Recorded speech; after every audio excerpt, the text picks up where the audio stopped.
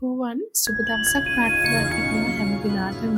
අද හරිම සුන්දර දෙයක් ගැන තමයි කතා කරන්න මුළු පුරන්න හදන්නේ. අපි හැමෝම කැමති නේද ආදරයට? කවුද අකමැති ආදරයට?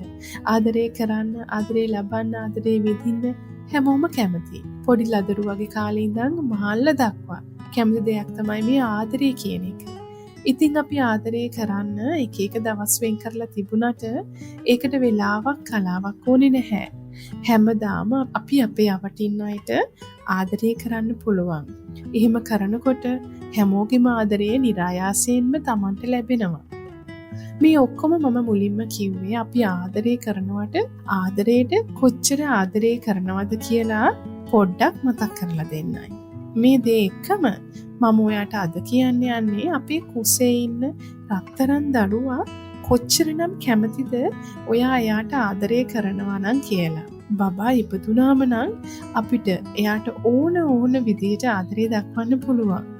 නමුත් ඔයා කොහොමද බඩේ ඉන්නකොටම ඔයාගේ තියෙන ආදරේ මේ පුංචි රංකිනි පැටියට පෙන්වන්නේ? එයාලා මොනවටද කැමති? එයාලා මොන වගේ ආදරයක්ද අපෙන් බලාපොරොත්තු වෙන්නේ කියන දේ දන්නවද? වෛද්‍ය විද්‍යාවේ පරීක්ෂණ හරහා හොයාගෙන තියෙනවා මේ කුසේ ඉන්න දරුවා කුසේදීම මවගේ පියාගේ නැත්තම් නිවසේ ඉන්න අනිත් අයගේ ආදරේ හොයන බව සහ එයාලගේ ආදරේ ලබන්න කැමැත්තෙන් ඉන්න බව. ඉතින් අපි එයා හොයන ආදරය දෙමු. ඔයා දන්නවද වැඩිහිටි වයසේදී පවා අපෙන් එළියට එන්නේ අපි කුසේදී ඉන්නකොට වගේම අපි කුඩා අවදියේදී අපි ලබාගත් දේ බව. අපි ආදරණීය දරුවෙකු නිර්මාණය කළහොත් අපි සමාජයට දායද කරන්නේ ඒ වගේම ආදරණීය පුද්ගලයෙක් වෙනවා. ඉතින් අපි දැන් කතා කරමු මේ අපේ ඉන්න පුංචි බබාට මේ කුසේ ඉන්න පුංචි කිරි පැටියට කොහොමද ආදරය කරන්න ඕනි කියලා. එයා මොන වගේ දේවල් වලටද ආස කරන්නේ කියලා අපි දැන් දැනගමු. අංක 1. කුසට සති 10ක් විතර කාලෙක ඉඳන් මේ පුංචි පැටියට දැනීම හොඳට තේරෙන්න පටන් ගන්නවා. එයාට බාහිරින් දෙන දේවල් දැනෙන්න පටන් ගන්නවා. එයා හරිම කැමතිලු අම්මගේ කටහඬට. මේ ලෝකේ තියෙන සුමිහිරිම දේ, ආදරණීයමම දේ එයාගේ අම්මගේ කටහඬලු. එයාගේ මේ ඇහෙන එක, හියරින් එක සති 18 විතර හොඳට පටන් ගන්නවා. පරීක්ෂණ වලට අනුව ආදරෙන් කතා කරනකොට එයා හරිම ආසාවෙන්ලු ඉන්නේ. අංක 2. බබා බඩේ ඉන්නකොට එයා කැමතිනේ අම්මට දැනෙන්න බේබි කික්ස් දෙන්න. ඒ වලින් අම්මා ආස වෙලා එයාට ප්‍රතිචාර දක්වනවා නම් මෙයා හරිම කැමතිලු. අංක 3. අම්මා කෑම කනකොට විශේෂයෙන්ම අම්මා රස කෑම වර්ග කනකොට එයා හරිම සතුටින්ලු ඉන්නේ. කෑමවල රස වගේම කෑමවල සුවඳත් එයා ගන්නවලු මේ ගර්භතරලය හරහා. අංක 4. මේ පුංචි පැටියා එයාගේ අම්මා කුස පිළිබඳිනවට තමයිලු ගොඩක්ම ආස.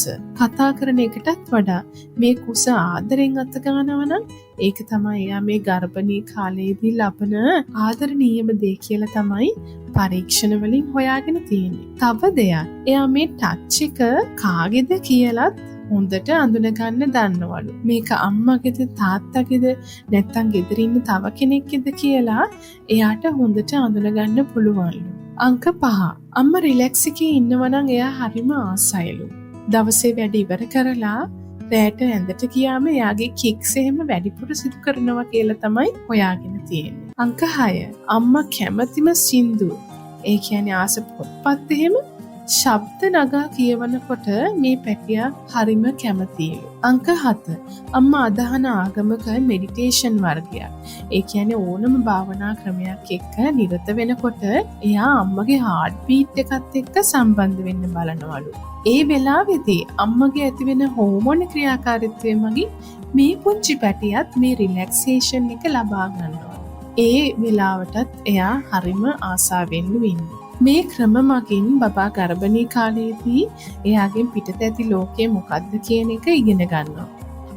දැනට එයාට තියෙන්නේ අතපය ගහන එකයි, ඇඟිල්ල උරන එකයි, එහාට මෙහාට වෙවි ඉන්න එකයිනේ.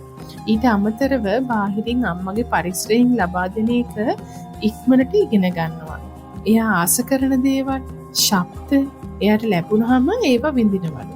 ඒවට අම්මට නොපිරිහෙලා රෙස්පොන්ඩ් කරන්නත් මෙයා අමතක කරන්නේ නැහැ. පුදුමයි නේද ඔයාට?